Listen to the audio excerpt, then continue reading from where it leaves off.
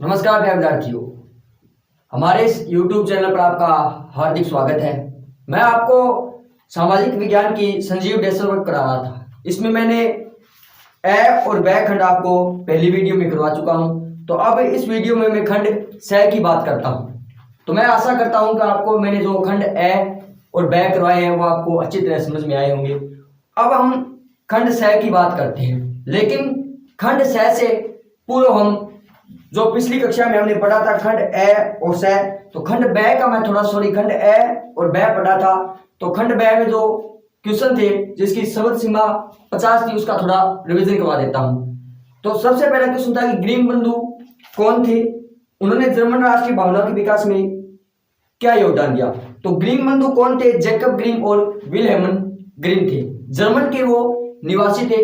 उन्होंने जर्मन की लोक कथाएं इकट्ठी की और उन्हें इकट्ठी कर बच्चों और बड़ों को समान रूप से सुनाई और उन्हें पसंद भी आया और बाद में वो उदारवादी गुट था उसमें भाग लेने लग गए थे। उसके बाद देखा रेशम मार्ग से किन किन वस्तुओं का व्यापार होता था। रेशम मार्ग से वैसे तो अनेक वस्तुओं का व्यापार होता था। रेशम मार्ग से चीनी का व्यापार, उसके बाद विश्व भर में अगर मसाले का व्यापार मैंने बताया था, मसाले का व्यापार सर्वाधिक होता था। और वापसी में वो सोना और चांदी की धातुएं या बहुमूल्य जो धातुएं वो लाते थे जो यूरोप से एशिया पहुंचती थी। उसके बाद मैंने बताया कि संकटग्रस्त जातियां क्या थी, दो उदाहरण दीजिए। वे जातियां जो लुप्त हो चुकी या लुप्त होने के कगार पर है। दो उदाहरण काला हिरण, मगरमच्छ, गेंडा और मणिपुरी हिरण। मैंने चार बता दिए। इसमें कितने हैं? दो। आपकी जीके वो लिख देना। आपके मतानुसार बांध कैसे उपयोगी है? तो बांध मैंने बताया था, बांध सिंचाई के लिए, बाढ़ को नियंत्रण करने के लिए, घरेलू उपयोग के लिए, उद्योग के लिए सर्वाधिक महत्वपूर्ण है और मनोरंजन के लिए भी बांध सर्वाधिक महत्वपूर्ण है। गेहूं की खेती के लिए आवश्यक भौगोलिक परिस्थितियां बतानी थी। तो गेहूं की खेती उगने पर शीत ऋतु व पकने या काटने पर खिली धूप होनी चाहिए। वर्षा 50 से 75 सेंटीमीटर होनी चाहिए। जलोढ़ व चिकनी मृदा होनी चाहिए। उसके बाद मैंने जातीय समूह क्या है? जातीय समूह के जो सदस्य होते हैं वो अपनी उत्पत्ति समान पूर्वजों से मानते हैं। उनकी शारीरिक बनावट व संस्कृति एक जैसी होती है। उसके बाद सामाजिक विभाजन और राजनीतिक विभाजन। तो सामाजिक और राजनीतिक विभाजन में क्या होता है कि एक दूसरे के प्रतिद्वंदी होते हैं, आपस में चुनाव लड़ते हैं, वोट की मांग करते हैं और वादे करते हैं। उसके बाद मैंने बताया था संगठित और असंगठित। संगठित क्षेत्र में रोजगार उपलब्ध होता है, असंगठित क्षेत्र में इन्हें पूरी तरह शिक्षा नहीं प्रदान होती। संगठित क्षेत्र में यह सरकार के नियंत्रण होता है, असंगठित क्षेत्र सरकार के नियंत्रण में नहीं होता है। दो भेद ये प्रमुख है और दो यंत्र आपको लिखना है। भारत के औपचारिक क्षेत्र में 60 के किन्हीं दो स्रोतों की व्याख्या कीजिए। दो स्रोत कौन कौन से थे? पहला बैंक जो हमें ऋण देता है कम ब्याज पर, और सहकारी समितियां जो किसानों के लिए, जो कृषि है उनके लिए भी अच्छा स्रोत है। उसके बाद उपभोक्ता को प्राप्त किन्हीं दो अधिकार। एक सूचना का अधिकार, क्या उपभोक्ता को सूचना का अधिकार है, उसकी कीमत किस्त सब पता करने को, और एक क्षतिपूर्ति निवारण का भी उसे अधिकार है। तो ये क्वेश्चन मैंने करवाए थे। उसके बाद खंड ए में आधुनिक प्रिंटिंग का आविष्कार बताया था योहान गुटेनबर्ग, प्रथम विश्व युद्ध, मित्र राष्ट्र, ध्रुव राष्ट्र, ये मैं आपको करवा चुका हूं। अब मैं बात करता हूं खंड से की। खंड से किसकी बात करता हूं? खंड से की। खंड से में हमें शब्द सीमा कितनी लिखनी है? आज कौन सा है? खंड से। शब्द सीमा कितनी होगी? उसमें कितनी थी? बै में तो 50 या 60 के बीच हम लिख सकते हैं। इसमें हम 100 शब्द कितने? 100। तो पहला क्वेश्चन है इसमें, जॉन ब्रायनसन क्या था? यही है या इसकी विशेषता लिखनी है? जॉन ब्रायनसन की विशेषताएं लिखनी है। जॉन ब्रायनसन क्या था? ये एक शुल्क संघ था संघ था। इसकी स्थापना परसा की पहल पर 1834 में हुई। स्थापना कब हुई थी? 1834। किसकी पहल पर? तो परसा की पहल पर, परसा की पहल पर। इसका उद्देश्य अगर बात करें, इसका अगर उद्देश्य संघ विशेषता लिखी है, इसका उद्देश्य था कि जर्मन जो लोग हैं, जर्मन लोगों को आर्थिक रूप से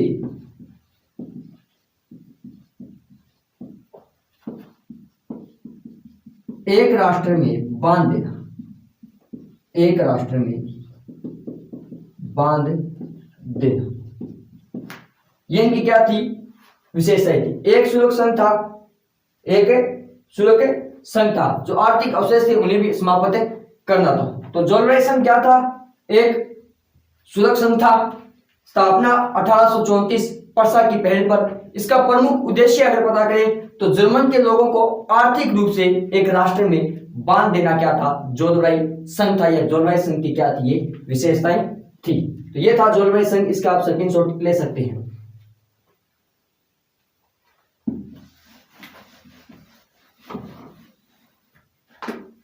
अगले क्वेश्चन पर चलते हैं। अगला क्वेश्चन है कि व्यक्तिगत संसाधन तथा सामुदायिक स्वामित्व वाले संसाधन में अंतर, दोनों में डिफरेंट पता करना है कि व्यक्तिगत संसाधन,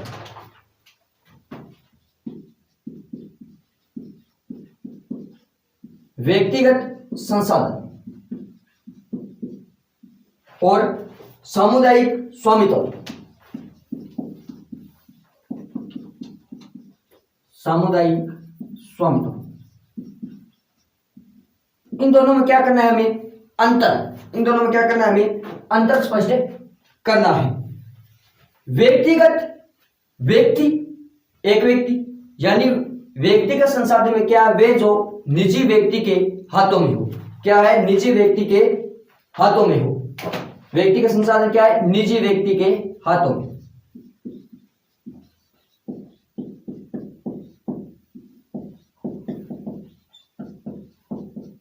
निजी व्यक्ति के हाथों में उसे व्यक्तिगत संसाधन कहते हैं। जैसे एक किसान है, उसके पास गांव में जमीन है, लेकिन वो सरकार को उस जमीन की क्या करता है? अदा कर, या उन्हें कर्ज भी देता है, ऋण भी देता है।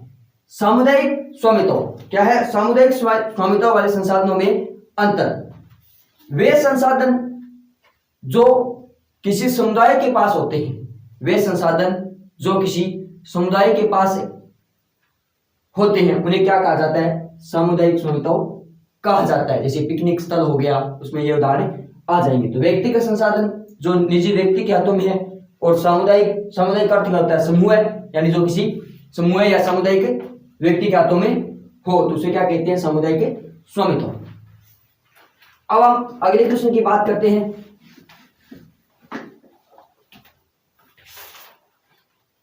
स्पष्ट कीजिए कि आज भी जाति आर्थिक हैसियत के निर्धारण में बहुत महत्वपूर्ण भूमिका निभाती है। अगला क्वेश्चन क्या है कि स्पष्ट कीजिए कि आज भी जाति आर्थिक हैसियत के निर्धारण में बहुत महत्वपूर्ण भूमिका निभाती है। इसको हम कैसे समझ सकते हैं कि आज भी ऊंची जाति में जो लोग हैं वो ज्यादा अमीर है। ऊंची जाति के लोग क्या है? ज्यादा अमीर है। अगर हम इसमें पॉइंट लिखे तो लिखेंगे ऊंची जाति के लोग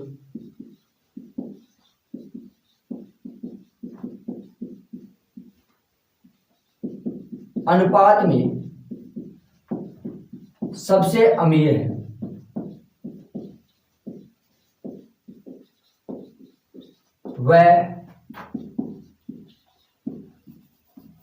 वह निम्न जाति इनके स्तर में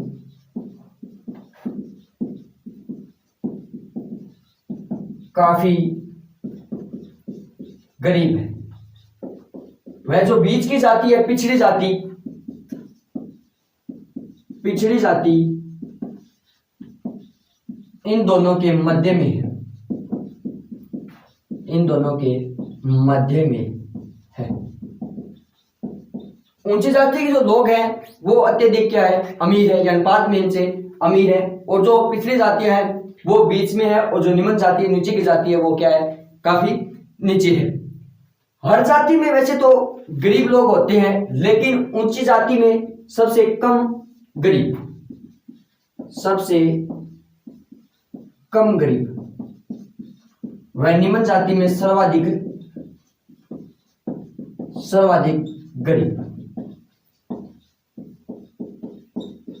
सर्वाधिक गरीब। ये हम आज के युग में इसके उसमें लिखा है कि आज भी जाति आर्थिक हैसियत के हिसाब से निर्धारण में महत्वपूर्ण भूमिका निभाती है। तो आज भी ये हम साबित कर सकते हैं कि उच्च जाति क्या है, अमीर है। गरीब हर जाति में होती है, लेकिन सबसे ज्यादा गरीबी की में, सबसे ज्यादा कम गरीबी किस में होती है, तो ऊंची जाति में, और सबसे ज्यादा गरीबी किस में होती है, तो निम्न जाति में, निम्न जाति में। अब हम अगले क्वेश्चन की बात करते हैं।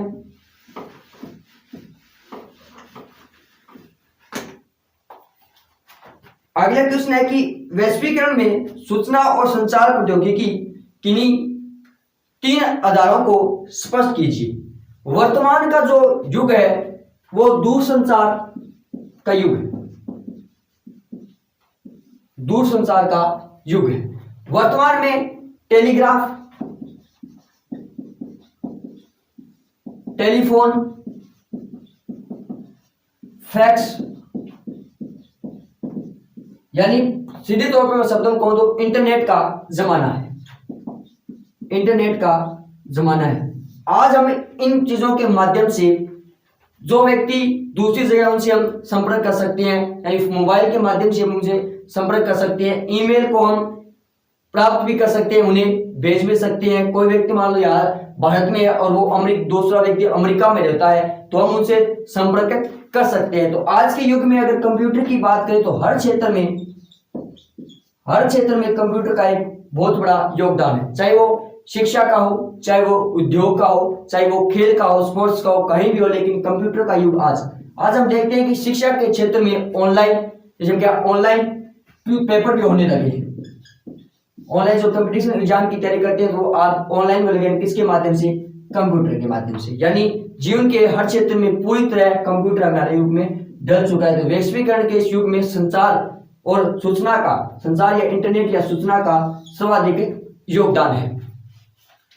अब हम देख रहे हैं, आज हम पढ़ रहे हैं यूट्यूब पर, आज हम पढ़ा रहे हैं हमारे यूट्यूब चैनल पर। तो आपको अच्छा मौका कि आप घर बैठे यूट्यूब के माध्यम से कक्षाएं ले रहे हैं। आप यूट्यूब पर कोई भी चीज सर्च कर सकते हैं, चाहे आपको कोई भी, जैसे मान लो आपने मैथ सर्च की, मैथ की आपको प्रश्नावली नहीं आती, 10.1 नहीं आती तो वो आपको मिलेगी, 11.1 नहीं आती वो भी आपको मिलेगी। तो इस युग में क्या है कि इंटरनेट का जमाना और कंप्यूटर हमारे जीवन में पूरी तरह डल चुका है। यूट्यूब हो, फोन का, बात सीधी है कि इंटरनेट के इस जमाने में हमें मोबाइल का मिस यूज नहीं करना चाहिए। अगर हम इसे सही यूज करें तो हम आज यूट्यूब पर घर बैठे भी क्या है, पढ़ सकते हैं। तो यही हमें पूछा है कि वैश्वीकरण में सूचना और संचार प्रौद्योगिकी किन्हीं 3 आधारों को स्पष्ट कीजिए। अगला क्वेश्चन, खंड द, खंड स में 4 क्वेश्चन आते हैं, 4 या 5, लगभग कितने आते हैं, 4 क्वेश्चन आते हैं। इसमें 4 ही दिए हैं। अब बात करते हैं खंड द की। सरल सीमा उसमें 100 थी, इसमें 100 बढ़ा दो, यानी प्लस कर दो, कितनी हो गई, 200। 200 या 150 के बीच हम सरल सीमा लिख सकते हैं। कितने क्वेश्चन, कितने नंबर का आता है, 4 नंबर का। तो इसमें देखते हैं कि महात्मा गांधी ने अस्पृश्यता उन्मूलन को खत्म करने के लिए क्या क्या कार्य किए। गांधी जी, बात करते हैं महात्मा गांधी की।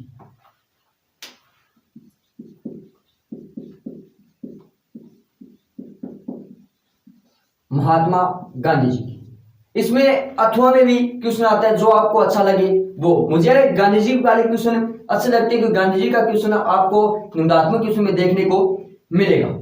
गांधी जी ने अस्पृश्यता उन्मूलन को समाप्त करने के लिए, खत्म करने के लिए क्या क्या कार्य किए। गांधी जी ने कहा था कि अगर ये छुआछूत, जिसे हम क्या कहते हैं, छुआछूत, गांधी जी ने कहा कि अगर इस छुआछूत को हमने खत्म नहीं किया तो स्वराज की स्थापना करना हमारा एक सपना रह जाएगा। अगर हम इस छुआछूत को खत्म नहीं कर सकते तो 100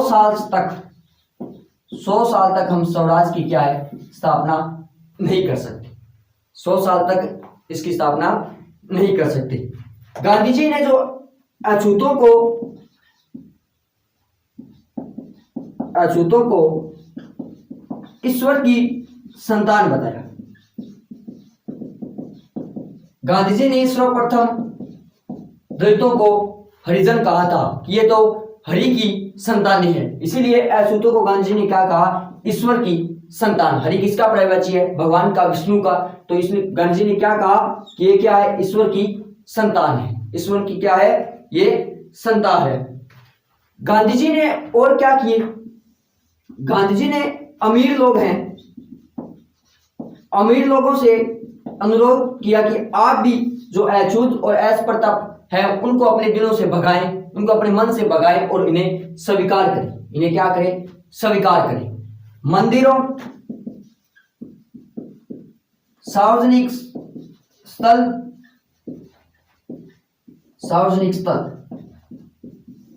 मंदिर और सार्वजनिक स्थल पर इस छुआछूत को खत्म करने के लिए गांधी जी ने अनेक सत्याग्रह भी किए थे। गांधी जी ने अनेक सत्याग्रह भी किए थे। महात्मा गांधी ने इन दलितों या छुआछूत को खत्म करने के लिए क्या किए थे, मंदिरों और सार्वजनिक स्थल पर क्या किए गए, आंदोलन किए, यानी सत्याग्रह भी किए थे। यानी आंदोलन और सत्याग्रह किए थे। किसने, महात्मा गांधी। तो गांधी जी ने क्या कहा कि इस अस्पृश्यता छुआछूत को खत्म नहीं किया गया तो हम स्वराज की स्थापना 100 साल तक भी नहीं कर सकते। यह कथन एकदम सत्य है। महात्मा गांधी ने अछूतों को ईश्वर की संतान बताया, इन्हें हरिजन कहा कि ये तो हरि के जन है या हरि के लोग हैं। गांधी जी ने अमीर लोगों से अनुरोध किया कि आप इस छुआछूत को बंद करें और इन्हें अपनाएं। गांधी जी ने मंदिरों और सार्वजनिक स्थलों पर इन्हें एंट्री द्वारने के लिए, प्रवेश करने के लिए क्या किए, सत्याग्रह व आंदोलन किए थे। राजनीतिक रूप से अगर बात करें इनके लिए, राजनीतिक रूप से इन्हें सक्रिय रूप में भाग लेने के लिए उन्होंने डॉक्टर भीमराव अंबेडकर जी के साथ मिलकर पुना पैक्ट किया। क्या किया, पुना पैक्ट। पुना पैक्ट किन किन के मध्य हुआ, तो गांधी जी व डॉक्टर भीमराव अंबेडकर, B.R. अंबेडकर, भीमराव अंबेडकर के बीच हुआ। दलित वर्ग के लोगों को अपनी पार्टी बनाने या किसी भी पार्टी में भाग लेने के लिए उन्हें प्रेरित किया, उनकी सीटें आरक्षित करवाई। उनकी सीटें क्या है, सीटें आरक्षित करवाई। किन्होंने, महात्मा गांधी ने। किन्होंने, महात्मा गांधी ने। आपको बता दूं कि गांधी जी का क्वेश्चन आपको निंदात्मक क्वेश्चन में देखने को मिलेगा या अतिलुप्तात्मक उल्लात्मक क्वेश्चन में, जैसे चौरी कांड हो गया, असहयोग आंदोलन, खिलाफत आंदोलन, ये आपसे गांधी जी के बारे में, सविनय अवज्ञा आंदोलन, भारत छोड़ो आंदोलन, ये पूछ सकते हैं। तो गांधी जी को आपको निंदात्मक क्वेश्चन आपको पूरी तरह याद करना होगा। तो गांधी जी ने अस्पृश्यता उन्मूलन को खत्म करने के लिए क्या क्या कार्य किए थे, आपको मैं बता चुका हूं। खंड ड में निंदात्मक क्वेश्चन कितने आते हैं, 2, अथवा वे आगे जैसे 4 हो गए, लेकिन आपको कितने करने हैं, 2 करने हैं। तो एक हमने कर लिया और अगले क्वेश्चन की बात, नेक्स्ट क्वेश्चन की। उसके बाद अंतिम क्वेश्चन है कि भारतीय संघवाद किस प्रकार कार्य करता है। भारतीय संघवाद किस प्रकार कार्य करता है। तो भारतीय संघवाद में क्या है कि कई नीतियों को अपनाया गया था, कई नीतियों को अपनाया गया था। जैसे भाषीय राज्यों का गठन, भाषीय राज्यों का गठन, और क्या,